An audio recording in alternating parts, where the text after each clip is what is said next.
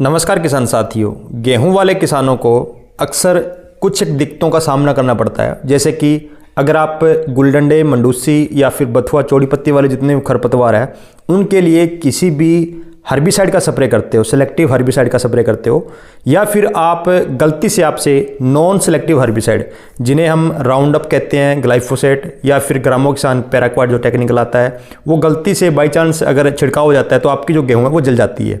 अगर आपने मंडूसी वाला हर्बिसाइड किया है और उसकी जो डोज है वो ज़्यादा डल जाती है, फिर भी जो गेहूं जलने की दिक्कत है वो आती है। और एक बार गेहूं को जगह धक्का लग जाता है तो धक्का लगने के बाद में गेहूं की जो ग्रोथ है वो बड़ी स्लोली बढ़ती रहती है। तो ऐसे किसानों को अगर दिक्कत आती है तो आपको मैं कुछ एक टेक्निकल बता रहा हूं, अगर आप उनका छिड़काव कर लेते हो तो आपकी जो गेहूं है उस हर्बिसाइड के नुकसान से बच जाएगी।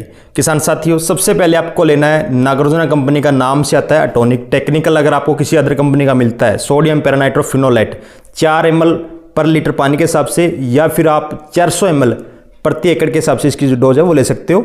इसके साथ आपको मिक्स जो करना है वो है स्ट्रेस एलिवेटर, ग्रीन मिरेकल टीस्टेंस कंपनी का आता है, आधा लीटर आप उसका यूज कर सकते हो।